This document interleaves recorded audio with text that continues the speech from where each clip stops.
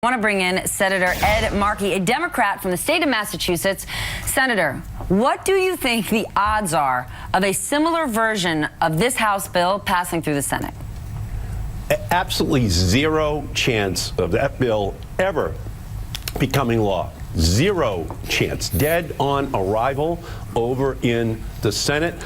It guts Medicaid, takes $830 billion in Medicaid funding for grandma who's in a nursing home with Alzheimer's or Parkinson's, for people who need opioid treatment, for the disabled, for poor children. And it takes that money and gives it as a tax break to the wealthiest 1% in our country. Dead on arrival in the United States Senate. No chance at all. Okay, if it has no chance at all, and we're seeing things get more and more difficult, especially in some states where you're seeing, Aetna drop out, other states where they only have one insurance option, what's going to happen in the near term if you're saying this future bill already has to be gutted? Given where we are right now, what's going to happen? Well, Obamacare is working in most of America. It's working in Massachusetts. We have 98% coverage. It's working in state after state. We have to work to try to make Obamacare work better so that more young people are in the system, so that we can control costs and increase competition. That's achievable. We've done it in most of the states that have Obamacare right now. What they're doing is they're still trying to fulfill their ancient animosity towards providing health care for people who need it in our country. And this is just a way for them to defund the Medicaid system in our country. And so right now, to a certain extent, the Republicans are like searching for a unicorn. What can make the far right-wing Freedom Caucus in the House happy, while at the same time making moderate Republicans in the Senate happy?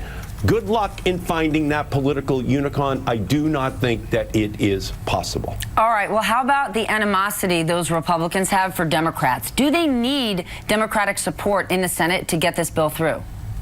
I think that they are going to try to do it on a partisan basis. First, see what they can do as Republicans, but I think they have a problem because they have their own faction of the Freedom Caucus, which is in the Senate, who will want to gut Obamacare, and then there are going to be moderate Republicans who are going to want to find ways of making this bill better because their states have already expanded on on Obamacare, and I just don't think that it is possible. And so the only solution is to ultimately try to work with Democrats to make Obamacare work better, but that makes it impossible to ever get a bill passed through the House of Representatives. So it's an unsolvable conundrum to a very large extent for the Republican Party, because they are like the Hatfields and McCoys at each other, trying to find a way to put together something that can become a law.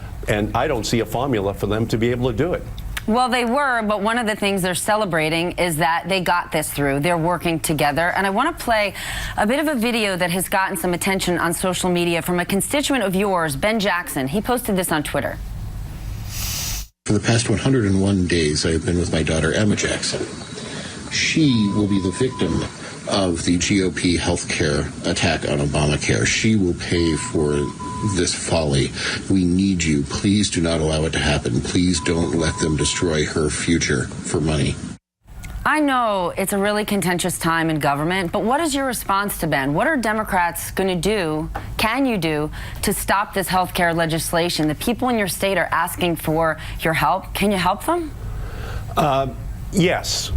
We are going to block this radical right-wing attempt to kill Obamacare, because what they're really trying to do is to fulfill their promise to their wealthiest contributors, to have all of this money ultimately be taken away from people who need it, the poor, the middle class, people in senior citizens, people who are in nursing homes, poor children and then transferring it as a tax break to the wealthiest 1%. You just had a jobs report.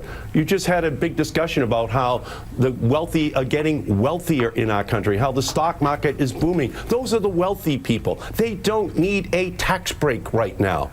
At the expense of the poorest people, the seniors in our country, that's immoral. It's just wrong. And so for that father and for every person out there, you should know we are going to fight as hard as is humanly possible to ensure that this historic injustice never becomes a law in our country, because those poor people should not have to be the piggy bank for Donald Trump to provide a tax break for the wealthiest people in our society.